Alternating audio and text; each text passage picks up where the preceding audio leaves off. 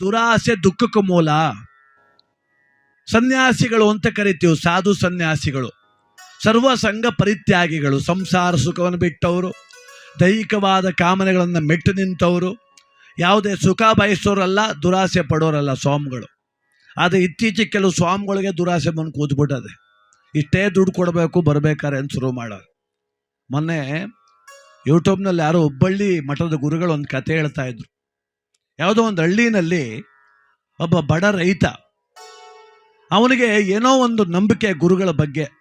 ಪ್ರತಿ ವರ್ಷ ಅಲ್ಲೊಬ್ಬರು ಗುರುಗಳಿದ್ರು, ಮನೆಗೆ ಕರೆದು ಅವ್ರನ್ನ ಪ್ರತಿ ವರ್ಷ ಪಾತ್ ಪೂಜೆ ಮಾಡಿ ಒಂದು 50 ಜನಕ್ಕೆ ಊಟ ಹಾಕಿ, ಗುರುಗಳ ಪಾತ್ ಪೂಜೆ ಮುಗಿದ ಮೇಲೆ ಹೊರಡ್ತಾರಲ್ಲ, ಆಗ 1,000 ರೂಪಾಯಿ ಕಾಣಿಕೆ ಒಂದು ಪಲ್ಲ ರಾಗಿನೋ ಜೋಳನೋ ಕೊಟ್ಟು ಕಳಿಸ್ತಿದ್ದ. ಚೆನ್ನಾಗಿ ಮಾಡ್ತಿದ್ದ. ಭಾಳ ವರ್ಷ ಮಾಡ್ದ. ಪಾಪ ಅವನಿಗೇನೋ ಕಷ್ಟ ಬಂತು, ನಷ್ಟ ಆಯಿತು, ಊರಲ್ಲಿರೋಕ್ಕಾಗಲಿಲ್ಲ. ಊರು ಬಿಟ್ಟು ಬೆಂಗಳೂರು ಕಡೆ ಹೊರಟೋಗ್ಬಿಟ್ಟ. ಒಂದು 10 ವರ್ಷ ಊರಿಗೆ ಬರಲೇ ಇಲ್ಲ, ಸಾಲ ಜಾಸ್ತಿ ಮಾಡ್ಕೊಂಬಿಟ್ಟು. ತುಂಬ ನೋವು ಅನುಭವಿಸ್ತಾ ಅವನಿಗೂ ಅಲ್ಲೇ ಮಗನ ಮದುವೆನೂ ಅಲ್ಲೇ ಮಾಡಿಬಿಟ್ಟ. ಮಗನ ಮದುವೆ ಆದರೂ ಮಗನಿಗೂ ಮಕ್ಕಳಾಗಲಿಲ್ಲ. ಕೊನೆಗೆ ಯಾರನ್ನೋ ಶಾಸ್ತ್ರ ಕೇಳ್ದ. ಅದಕ್ಕೆ ಅವ್ರು ಹೇಳಿದ್ರು, ಯಾವುದೋ ಒಂದು ಸೇವೆ ಮಾಡ್ತಿದ್ದು ಬಿಟ್ಟಿದ್ಯಾ ಕಣಪ್ಪ ನೀನು, ಆ ಸೇವೆ ತಪ್ಪಿಸ್ಬಾರ್ದಾಗಿತ್ತು ಅಂದರು. ಸ್ವಾಮಿ ಹಿಂಗಿಂಗೆ ನಮ್ಮೂರು ಗುರುಗಳ ಕರ್ಕ ಬಂದು ಪಾತ್ ಪೂಜೆ ಮಾಡ್ತಾ ಇದ್ದೆ, 10 ವರ್ಷದಿಂದ ನಿಲ್ಲಿಸ್ಬಿಟ್ಟಿವ್ನು ಸ್ವಾಮಿ. ಅದಕ್ಕೆ ಅವ್ರು ಹೇಳಿದ್ರು, ಬೇಡ ಬೇಡ, ನಿನ್ನ ಶಕ್ತಾನುಸಾರ ಗುರುಗಳ ಕರೆದು ಪಾತ್ ಪೂಜೆ ಮಾಡು, ಅದು ನಿಲ್ಲಿಸಿರೋದಕ್ಕೆ ಹಿಂಗೆಲ್ಲ ಆಗದೆ ಅಂದರು. ಇವನಾಗಲಿ ಗುರುಗಳೇ ಮಾಡ್ತೀನಿ ಅಂತೇಳಿ ಒಪ್ಕೊಂಡು ಏನು ಮಾಡ್ದ, ಊರಿಗೆ ಬಂದ. ಅವತ್ತು ಬಡತನವೇ, ಯಾರ ಹತ್ರನೂ ಸಾಲ ಇಸ್ಕೊಬಂದ. ಒಂದು 5,000 4,000 ಖರ್ಚಾಗಲಿ, 1,000 ಗುರುಗಳು ಕೊಡೋಕಿರಲಿ ಅಂತ. ಕೊಡೋಕೆ ರಾಗಿನೂ ಇಲ್ಲ, ಜೋಳನೂ ಇಲ್ಲ, ಅದನ್ನೂ ಒಂದು ಮೂಟೆ ಸಾಲ ಇಸ್ಕೊಬಂದ. ಯಾರು ತಾವು ಮನೇಲಿ ಇಟ್ಬಿಟ್ಟು ಬಂದು ಗುರುಗಳ ಪಾದಕ್ಕೆ ಬಿದ್ದ. ಗುರುಗಳೇ ಏನೋ 10 ವರ್ಷ ಆದ್ಮೇಲೆ ಜ್ಞಾಪಕ ಬಂದೇನೋ ನಾನು. ಸ್ವಾಮಿ ಹಂಗೆಲ್ಲ ಕೋಪ ಮಾಡ್ಕೋಬೇಡಿ, ತುಂಬ ಕಷ್ಟ ಎಷ್ಟಾರು ಇರಲಿ ನಿನಗೆ, ನೀನು ನನ್ನೇ ಮರ್ತಿದೆಯಲ್ಲ, ನೀನು ಬರದೇನು ಮಾಡೋದು, ನಿನ್ನ ಕಷ್ಟ ಇನ್ನೂ ಬರ್ತದೆ ಅಂದ. ಯಾರೋ ಕುಡ್ದವನು ಮಾತಾಡ್ದ ಗುರುಗಳು. ಅವನು ಕೋಪ ಮಾಡ್ಕೋಬೇಡಿ ಗುರುಗಳೇ, ಈ ವರ್ಷದಿಂದ ತಪ್ಪಿಸೋದಿಲ್ಲ, ಈಗ ಮುಂದ್ವಾರ ನಮ್ಮಲ್ಲಿ ಪೂಜೆ ಮಾಡ್ತೀನಿ, ಪಾತ್ ಪೂಜೆ, ಬಂದ್ಬಿಡಿ ಗುರುಗಳೇ. ಬರ್ತೀನಿ ನಡಿ, ಎಲ್ಲ ಚೆನ್ನಾಗಿ ಮಾಡಬೇಕು ಆಯ್ತಾ. ಮಾಡ್ತೀನಿ ಗುರುಗಳೇ. ನಮ್ಮ ಶಿಷ್ಯರೇ 8-9 ಜನ ಬರ್ತಾರೆ, ಎಲ್ಕ ವಸ್ತ್ರ ಎಲ್ಲ ಕೊಡಬೇಕು, ಕೊಡ್ತೀನಿ ಗುರುಗಳೇ. ಮುಂದ್ವಾರಕ್ಕೆ ಬಂದು ಪೂಜೆ ಏರ್ಪಾಡಾಯಿತು. ಊರು ಜನ ಕರೆದವನೇ, ಒಬ್ಬಟ್ಟು ಅಡುಗೆ ಮಾಡವ್ರೆ. ಗುರುಗಳು ಬಂದರು, ಭಜನೆ ಆಯಿತು, ಪಾತ್ ಪೂಜೆ ಆಯಿತು, ಎಲ್ಲ ಆಯಿತು. ಗುರುಗಳೇ ಪ್ರಸಾದ ಸ್ವೀಕರಿಸ್ಬೇಕು ಅಂದ, ಊಟ ಮಾಡಿ ಅಂದ. ಗುರುಗಳ ಕರೆದ್ರು, ಬಾಯಲ್ಲಿ ಪ್ರಸಾದ ಸ್ವೀಕರಿಸಿದ್ರೆ ಆಯ್ತದ, ಊಟ ಮಾಡ್ತೀನಿ. ಎಷ್ಟು ವರ್ಷದಿಂದ ಪೂಜೆ ನಿಲ್ಲಿಸಿದ್ದೀನಿ ನೀನು ಅಂದರು. 10 ವರ್ಷದಿಂದ ಕಣಪ್ಪ ಅಂದ. 1 ವರ್ಷಕ್ಕೆ ಏನು ಕೊಡ್ತಿದ್ದೆ ನಂಗೆ ನೀನು? ಅದೇ 1,000 ರೂಪಾಯಿ ಕೊಡ್ತಿದ್ದೆ, 1 ಚೀಲ ರಾಗಿ ಕೊಡ್ತಿದ್ದೆ. 10 ವರ್ಷಕ್ಕೆ ಎಷ್ಟಾಯಿತು ಅಂದ್ರು ಅವರು. 10 ವರ್ಷಕ್ಕೆ ಎಷ್ಟಾಯಿತು? 10,000 ಆಯಿತು. 10,000 10 ಮೂಟೆ ರಾಗಿ ತಂದು ಮಡಗು, ಆಮೇಲೆ ಊಟ ಮಾಡ್ತೀನಿ ಅಂದರು. ಪಾಪ ಅವನಿಗೆ ಗುಂಡಿಗೆ ಒಡೆದೋಗೋದೊಂದು ಬಾಕಿ. 1,000ನೇ ಸಾಲ ಮಾಡಿ ತಂದವನೇ.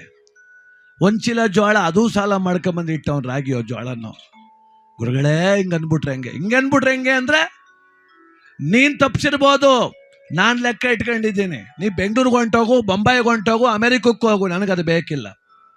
10 ವರ್ಷದ ಪೂರ್ತಿ ಮಡಗು, ಊಟ ಮಾಡ್ತೀನಿ. ಇಲ್ವಾ ಶಾಪ ಕೊಟ್ಬಿಟ್ಟು ಹೊಂಟೋಯ್ತೀನಿ.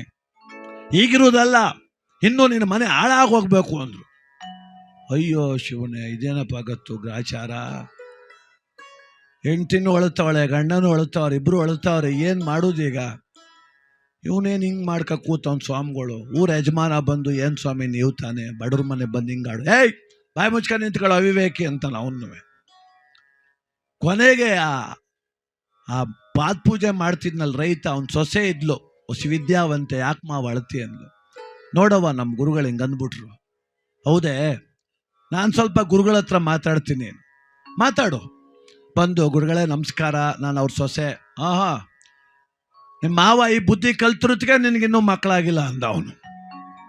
ಆಯಿತು ಗುರುಗಳೇ, ಆಗಲಿ, ಮುಂದೆ ನಿಧಾನಕ್ಕಾಗಲಿ, ಏನು ತೊಂದರೆ ಇಲ್ಲ, ನಿಧಾನಕ್ಕಾಗಲಿ. ಗುರುಗಳೇ ಏನು ಸಮಸ್ಯೆ ಈಗ? ಏನು ಸಮಸ್ಯೆ ಅಂದರೆ 10 ವರ್ಷದ ಪೂಜೆ ಅವ್ನು ನಿಲ್ಲಿಸಿರ್ಬೋದು, ಲೆಕ್ಕ ನನ್ನ ಹತ್ರ ಅದೇ. 10 ವರ್ಷದಲ್ಲಿ ಏನು ಕೊಡ್ತಿದ್ದ ಅದೆಲ್ಲ ಇಡಬೇಕು ಅವನು, ಇದು ನಿಯಮ. ಆಯಿತು ಗುರುಗಳೇ, ಇಲ್ಲೇ ನಮ್ಮ ಅಪ್ಪನ ಮನೆ 20 ಕಿಲೋಮೀಟ್ರ್ ಕುಣಿಗಲಿಂದ ಆಚದೆ. ನಾ ಫೋನ್ ಮಾಡ್ತೀನಿ ನನ್ನ ತಮ್ಮನಿಗೆ, ನೀವು ಊಟ ಮಾಡಿ ಮ್ಯಾಗ ಕೇಳೋತ್ತಿಗೆ ತಂದು ಕೊಡ್ತಾನೆ. ಈಗ ಎಷ್ಟು 10 ಮೂಟೆ ರಾಗಿ, 10,000 ರೂಪಾಯಿ ದುಡ್ಡು. 10,000 ರೂಪಾಯಿ ಕೊಟ್ಟರೆ ದೇವರಪ್ಪ ನಮ್ಮ ಬಡ್ಡಿ ಸೇರಿಸಿ ಒಂದು 2,000 ಹೆಚ್ಚಾಗಿ ಇಸ್ಕೊಳ್ಳಿ, 12 ಇಸ್ಕೊಳ್ಳಿ.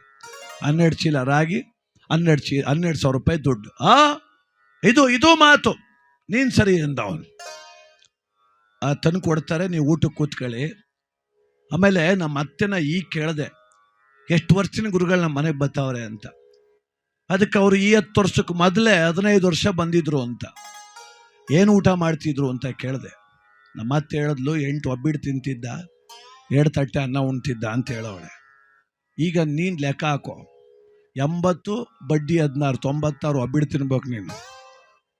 2 ತಟ್ಟೆ ಅನ್ನ ತಿಂತಿದ್ದಲ್ಲಪ್ಪ, 20 ಬಡ್ಡಿ 4, 24 ತಟ್ಟೆ ಅನ್ನ ಉಣ್ಬೇಕು. ಅಷ್ಟು ಉಣ್ಬಿಟ್ಟು ಮ್ಯಾಗ ಕೇಳು ಕೊಟ್ಟವು ಅಂದ್ಲು ಅವಳು. ಸ್ವಾಮಿ ಒಳಗೆ ನವದ್ವಾರದಲ್ಲೂ ಬೆವ್ರು ಕಿತ್ಕೊಬಿಡ್ತು. ಇದು ಸರಿಯಾಗಿ ತಂದಲ್ಲಪ್ಪ ಗಾಚಾರ ವೈವಮ್ಮ. ಅಲ್ಲ, ಅದೂ ಇಲ್ಲ, ಇದು ಇಲ್ಲ ಸ್ವಾಮಿ.